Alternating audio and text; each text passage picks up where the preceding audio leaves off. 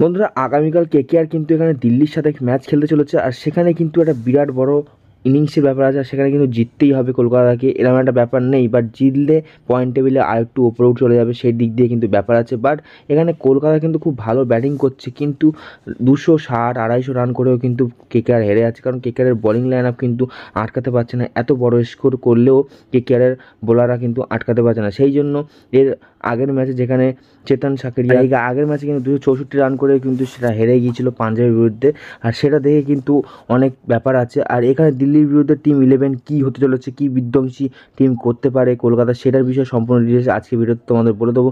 আর এখানে একটুখানি details pitch report কী হতে চলেছে ইডেনে কিন্তু পিচ ভালো হচ্ছে না, পুরো ব্যাটিং পিচ হচ্ছে। সেই জন্য কী পিচের রিপোর্ট হতে চলেছে সেটাও কিন্তু সম্বন্ধে কিন্তু বলে দেবো। তো ভিডিওটা কিন্তু পনেরো লাস্ট পর্যন্ত দেখতে থাকো অবশ্যই। আর চ্যানেল নতুন থাকলে একটু সাবস্ক্রাইব করে দিও ক্রিকেট সংক্রান্ত নিউজগুলো সবার আগে পাওয়ার জন্যে। প্রথমত কলকাতা কিন্তু এখানে একটু চাপে আছে, যেহেতু এখানে 10 পয়েন্ট তাদের আছে, আর সে কিন্তু সেকেন্ড স্থান অধিকার করেছে। বাট আজকে কিন্তু চেন্নাই আর হায়দ্রাবাদের খেলা, সেখানে কিন্তু যে জিতবে সে কিন্তু সেকেন্ড পয়েন্টের স্থানটা অধিকার করে নেবে। কলকাতা কিন্তু থার্ড পয়েন্টে চলে আসবে। তো সেদিক দিয়ে দেখতে গেলে কিন্তু কলকাতার কিন্তু কালকে দিল্লির বিরুদ্ধে খেলা যায়, আর অবশ্যই দিল্লির বিরুদ্ধে খেলা হলে দিল্লির বিরুদ্ধে খেলা হলে কিন্তু অবশ্যই জিততে হবে ম্যাচটা। আর যেহেতু ম্যাচ জেতার কথা বলে একটু যে এখানে কিন্তু কলকাতা থেকে একটু প্লেয়ার চেঞ্জ করতে হবে আবারও, কারণ পেস্টারকে বাদ দিয়ে কিন্তু এখানে খেলানো হয়েছিল একটা বোলার, যেটা হলো শ্রীলঙ্কার বোলার। তাকে খেলানো সত্ত্বেও কিন্তু আটকাতে পারেনি বড় স্কোর। বাট ব্যাটিংয়ের দিক দিয়ে দেখতে গেলে ব্যাটিং হয়তো রান ভালো করছে, বেশি করছে, বাট আগের দিন যা রান যাচ্ছিলো সেটা কিন্তু আর একটু বেশি রানও যেত, বেশি রান হতো। কারণ দেখতে পাচ্ছি প্রত্যেক খেলায় কিন্তু ভালো রান করছে কেকেআর, কিন্তু 19 আর 20 ওভার কিন্তু রান হচ্ছে না, সব উইকেট পড়ে যাচ্ছে। সেখানে কিন্তু 19 আর 20 ওভারে কিন্তু ফিনিশিংটা হচ্ছে না, সেই জন্য কিন্তু 20 রান করে কিন্তু কম করতে পারছে কলকাতা। সেই দিক দিয়েও একটা কিন্তু ভাববার বিষয় আছে, আর সেই জন্যে কিন্তু কলকাতা খুব বড় একটা প্লেয়ারকে নামাতে চলেছে।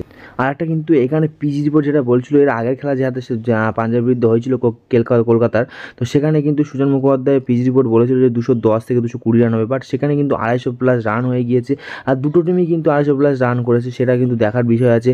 সেই জন্য পিচে কিন্তু কিছুই নাই, পিচে কিন্তু এরকম রান হবে। এর আগের ম্যাচ কি, এর পরের ম্যাচও দিল্লির সাথে কিন্তু মোকাবেলা করতেই হবে কেকেআরকে, আর এই ম্যাচটা কিন্তু জিততে হবে। কারণ এর আগের খেলা যে দিল্লির সাথে হয়েছিল মুম্বাইয়ের বিরুদ্ধে কিন্তু দিল্লি ভালো একটা রান স্কোর করেছিল 240, তো সেখানে কিন্তু মুম্বাইকে হারিয়ে দিয়েছিল ম্যাচটা।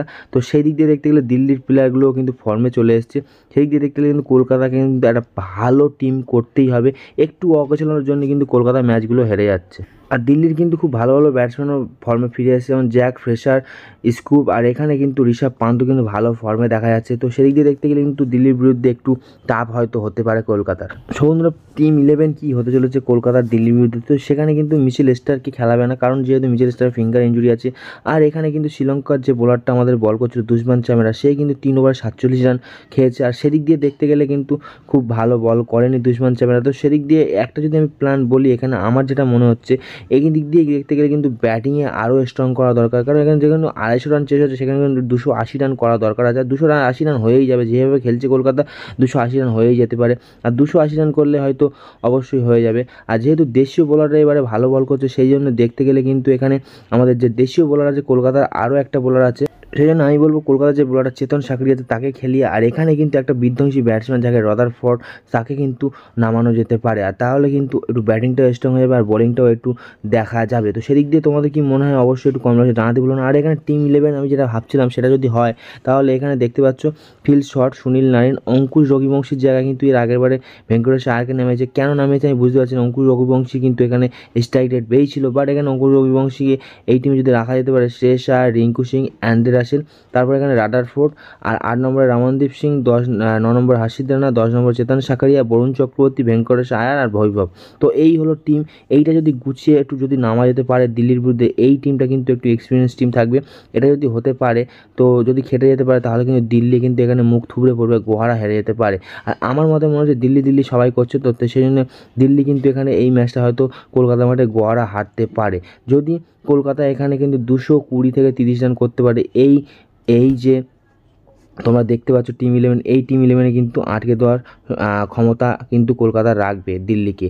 আর দিল্লির কিন্তু 3-4টে প্লেয়ার ফর্মে আছে, তাদের কিন্তু অবশ্যই ক্যাচ মিস করলে হবে না, ফিল্ডিংটাও ভালো করে করতে হবে। আর এই ছিল আজকে ভিডিও, দেখা হবে তোমার সাথে নেক্সট ভিডিও। তোমরা ভালো সুস্থ টাটা গাইস, বাই বাই।